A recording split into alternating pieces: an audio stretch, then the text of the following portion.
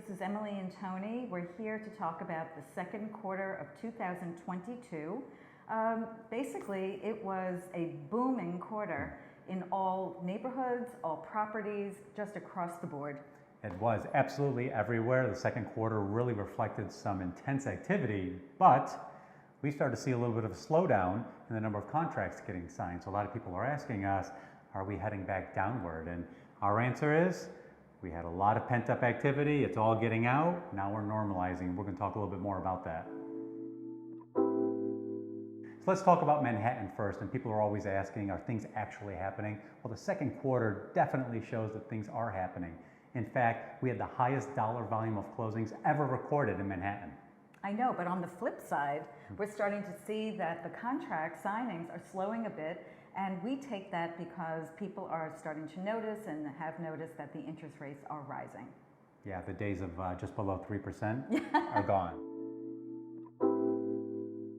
So what does this all mean? It means that inventory is balancing, things are normalizing, the market is getting back to normal.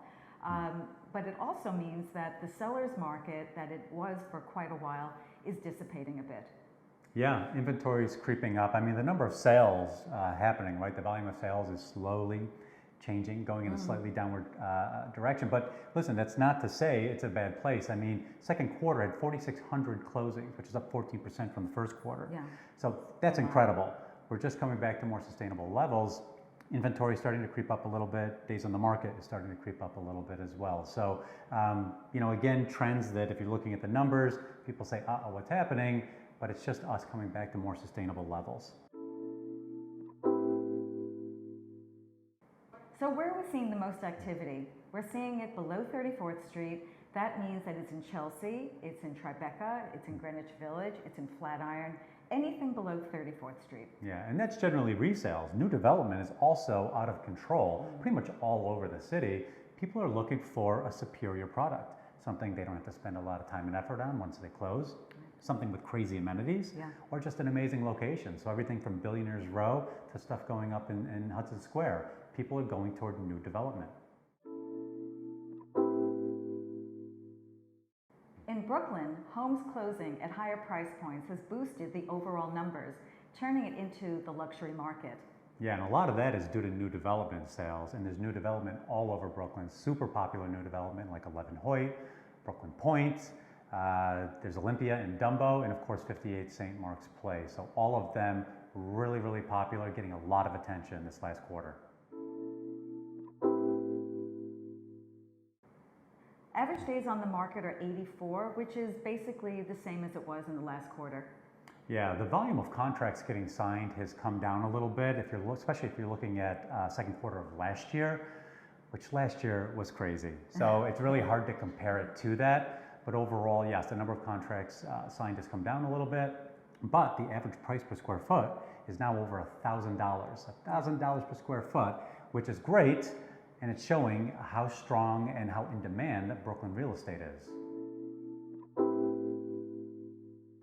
So if you're a seller with a property currently on the market, or if you're thinking about listing soon, maybe you're a little concerned you're not going to get the number that you're looking for. You could always rent because the rental market is absolutely insane. That's right. And also the inventory is really tight. So if you're renting, you will get an impressive number. So what do we expect for the rest of 2022? Let's first talk about interest rates because everybody's focused on that. Right now, I guess within the last few weeks, we've seen anything from 4.75 to 5.5%, probably sticking within that range for the next 2 quarters, which is going to give buyers who are out there on the hunt a little bit more time to get used to what our new normal is when it comes to interest rates. So we'll see inventory rising and we're going to see contract signing normalizing. Yeah, we're coming down to healthier levels. This is where we were pre-COVID. We went through COVID. We had a COVID surge, post-COVID surge, and now we're going back to a normal market. Right. We're normalizing. Normal's good. So if you have any questions about anything we've talked about regarding the second quarter report or anything expected to come in the rest of 2022, give us a call.